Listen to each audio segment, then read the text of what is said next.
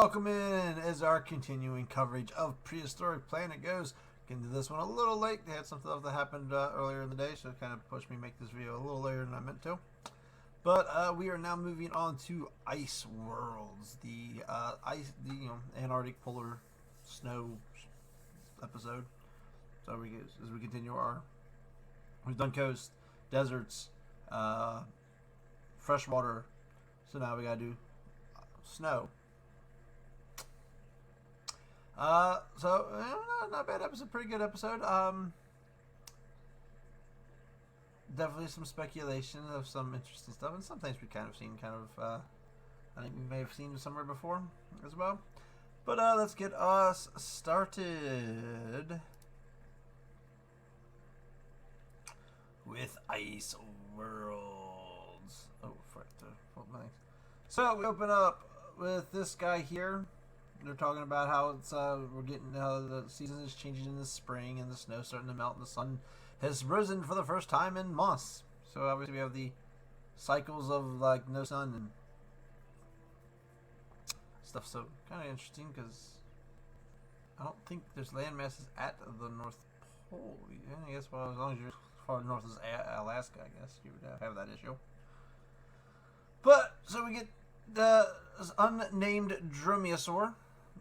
So I don't know if that's based off of a dromaeosaur, maybe if there's a species that hasn't been named yet up in that area or not. But so it just shows a female dromaeosaur, and then you have this nice little. I like the shot where they're trying to catch a bug. The bugs start flying, so hurry and turn its head to the side and caught it still. I just thought that shot was pretty cool overall. But so we have this unknown dromaeosaur, and from there we go to another unnamed hadrosaur species. These are just some wandering nomad hadrosaurs. This is going to be common in the episode with these guys. They're just cruising, going from vegetation spot to vegetation spot. So they're on their big journey, looking for more food. It has them come across a icy river of snowmelt. It's a perilous river crossing. We've seen this a couple times in some nature documentaries, and even in some dinosaur documentaries. So they're trying to carefully cross the water, trying to find, because it's a rushing water and dangerous water. And our dromaeosaurs, who are now in a group, are now doing a group hunt, decided it's kind of go down and spook the herd because now's our moment, because they're kind of like crossing like one at a time. So we go down, spooks the herd, so the herd all kind of chaos tries to cross the river. And talking about how the parents are separated from the siblings. And we have one of the little hadrosaurs that's having a hard time getting across, but eventually makes it makes it across and survives. Yay, a baby that didn't die. And the dromaeosaurs didn't get any kills, but their chaos caused obviously one hadrosaur to drown, and they still get a carcass to feed on. I do like the coloring on them right there. The coloring scheme on them is really cool. Bright blue tails, greens. Like that. That's nice. The next segment we go to an orthomimus. They're talking about how the rivers are running down, dropping soot and stuff, forming these little islands. So we have all these males gathering here on one of these islands as they're building nests. This is one of their things they would build a nest to try and help attract the female mate, saying, "Hey, look who's got the prettiest nest."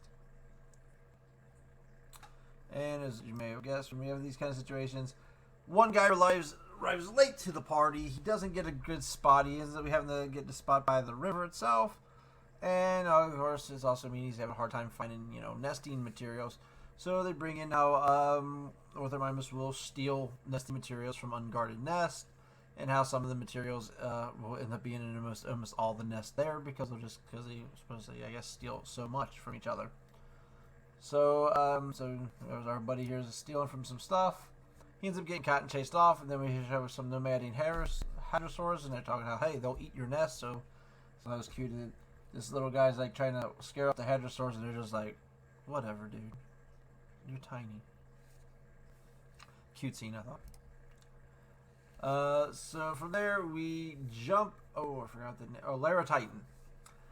So jump to another group of hadrosaurs, the Olara Titan, with the nice long necks and the crest, which is where that name comes from. And they're also on a migration to a volcanic area because you can't have a dinosaur documentary without they put in a volcano in there somewhere. So they're going to this volcano area that they go to nest and lay their eggs because the volcano, because it's an active volcano, it keeps the ground kind of warm. So it helps with the incubation of the eggs.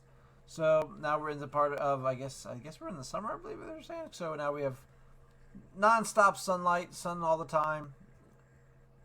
So they the babies, they lay their eggs, a couple of months the babies hatch, and they just start feeding on all the vegetation in the area because it's just sort of non-stop sunlight means it just keeps growing. So it's able to sustain them for the entire summer. Except for there's also a problem, but it does also create a problem with mosquitoes. So it's saying how there's a mosquito plague that gets so bad it's irritating them. It's, I guess, claiming their skin is thin, so they're easily irritated. Saying that babies can lose too much blood, and that it becomes life-threatening.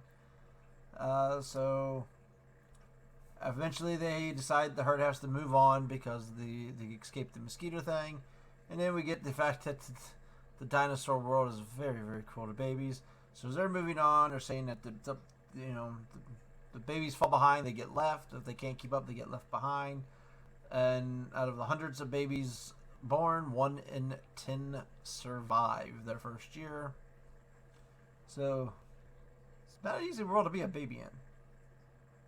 So they're climbing up to higher peaks to get away from the mosquitoes, stuff like that. But the little baby that we thought didn't make it does show up after all. So the baby makes it. Another baby survival in this one. So yay, babies. Then we get to talk how the summer must dry everything out. Makes forest fires super easy. Forest fires rage I believe we're in the Arctic in this one. Yeah, it was Arctic. So forest fires are raging, and who is the king of the forest fires? The Pyroraptor. No, I'm kidding. It's not a Pyroraptor. I thought that would have made sense, wouldn't it? I'm not sure why they call it Pyroraptor. Actually, what we get is an unknown species of Troodontin. You can't use Troodon anymore because it's now no longer its own species. So just throw one out there and call it a Troodontin. So everybody so badly wants to use this animal all the time. So we get talks on how it's got really huge, cute eyes for great scenes. It's got one of the largest brains, so it's one of the most intelligent animals on the planet this time. It's the top predator of the Arctic, and it's so smart that it's using the fire to its advantage for hunting prey, and that it realizes that the more the fire spreads, the easier it is to lure the prey to a certain area to capture. So it picks up some stick that's kind of got some little timbers and fire on it, carries it somewhere, drops it to spread the fire.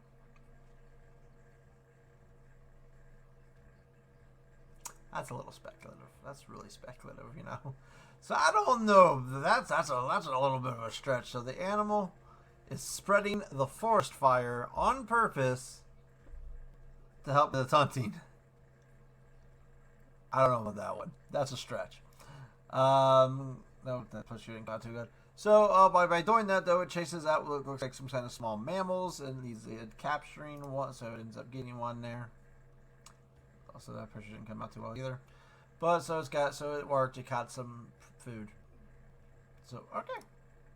Then we jump back down to the Antarctic for a brotherly trio here of Antarctopelta. So I guess it's a type of Ankylosauropelta kind of thing. that lives in the Antarctic. So we have these three brothers getting prepared, looking for their winter preparations because we're now getting back close to winter again. So all their food's starting to stop growing, so they're needing somewhere to go. They go back to, I guess, to this den they've been using for years. But now, at their current size, only two of them will fit. The third brother is no longer able to get into the den, so he has to quest off on his own to find his own new territory in space. As we see another shot of some nomadic hadrosaurs, because, I mean, there's hadrosaurs just walking around everywhere in this episode. So he's just cruising by looking for a spot, finds a territory, and he comes stumbling across this cave that he's going to make his home.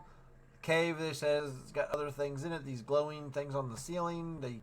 What do they call them? Fungus larvae, something? I don't know. They catch they have this the glowing is to attract insects from the catch and eat insects, so it's some kind of glowing plant thing. So our little guy decides that he's gonna make this is now his territory, and this is gonna be his home. So he gets a cave with a nightlight, I guess you could say. So yay for him. He got a cave with a nightlight. That takes us to our final segment, and probably the most anticipated one of the episode, is the Pachyrhinosaurus. Very popular service. I guess in the Triceratops family. I mean, they got the frills, so I'm not sure if they're in a different gene group from the Ceratosaurids or not. So we come across the family of these guys, and they're just hanging out in the woods. And some males are kind of like fighting around until the old leader bull comes and yells at them. And then we get the top predator of the area. Isn't this also in the North America, Arctic area? So how's this the top predator? They call the other guy the top predator. I guess maybe their time zones. Nanukosaurus, a supposedly smaller relative of the T-Rex. This all covered in feathers. The Pachyrhinos had some quills on their back and some tail quills, as most they had. I think that's a popular depiction, I believe, on the Pachyrhinos. You see a lot of, like Prehistoric Kingdom, I think he even has a fully feathered out one. So we get introduced, they introduced the predators, and they're in the Kekapapica 3, and they're talking about how it's, a big strategy in the fight. So all the Pachyrhinos leave the forest to go out into the open plains so they can do a tactical retreat, so they can form their defensive thing, which is pretty much like a ball. They surround themselves with the predators following them too as well, and I guess somehow they stumble into a blizzard. So, and we got, that was, still didn't work too well. That was where one just left the circle just to kind of chase them off a little bit. Do I have a shot of the circle? Yeah, there it is. So, yeah, they all kind of form this like little ball here.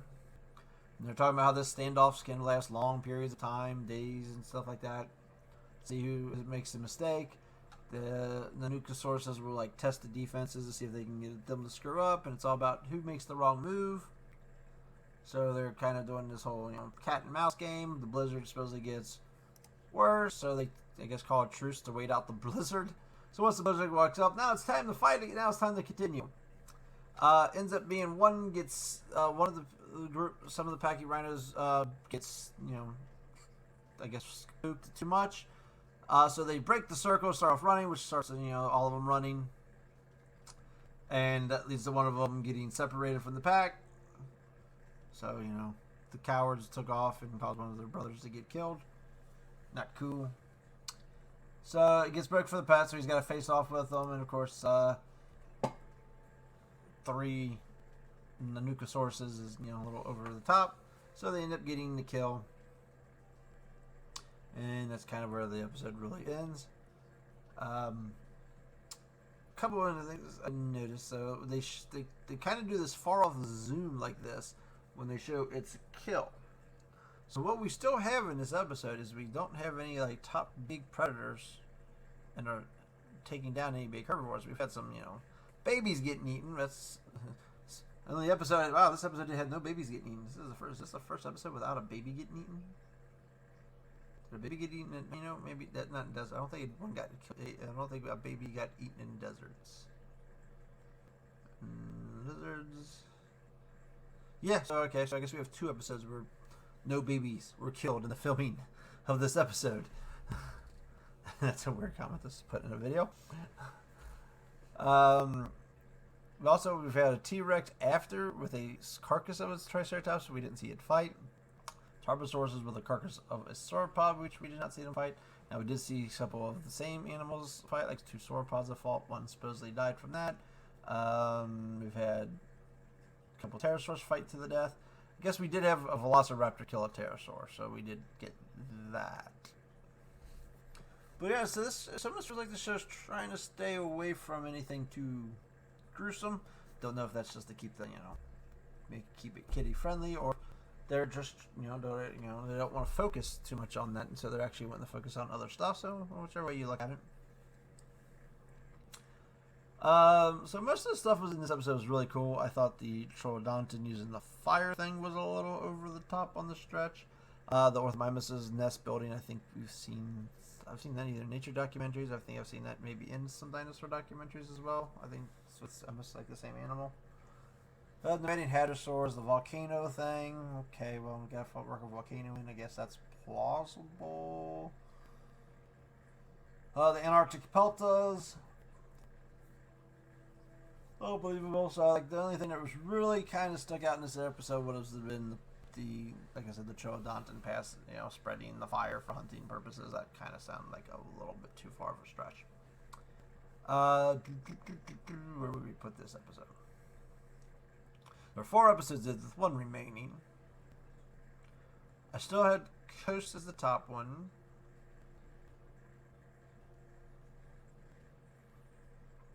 Deserts was to be the last one, so would this one beat Freshwater? This one, yeah, I think I put this one in Freshwater. So this might be the second best episode so far in my view. Just because you get some cool stuff, and obviously we stayed away from some names, like we have a name Troodonton, which may be based on something. I'd have to do some research to see if it's really based on something. It kind of feels like it's just we can't use Troodon, so let's just make it an unknown Troodontid. Yeah, that's a plan. Let's do that. I don't know, these documentaries just love Troodon for some reason. Just absolutely love Troodon, and I guess they can't stand not being able to use it. The unnamed Dromaeosaur. I don't know, that's speculation that one may have existed in that area. I don't know if there's scientific backup on that either. I'm not even quite sure what the scientific thing was on this one. Do I still have it pulled up? Looks like it's something with the Pachyrhino. I don't think I watched that actually. Anything now I think about it, maybe not. I don't know. So kind of curious if So it doesn't look like it's about the other guy. So I will have to check that out maybe. Where they get the speculation on is there something in the modern world that will spread a forest fire? I doubt it. But overall, so another solid episode. We got one left to go. We'll be covering that one hopefully later on today, because it's already well past midnight when I'm getting this one out. So hopefully cover that soon. Wow, it's really late. So keep an eye out for that, and thanks for the views and likes from the people who have been watching this. Don't get many of them, but I appreciate the ones I do get. Till next time, folks. Kachuro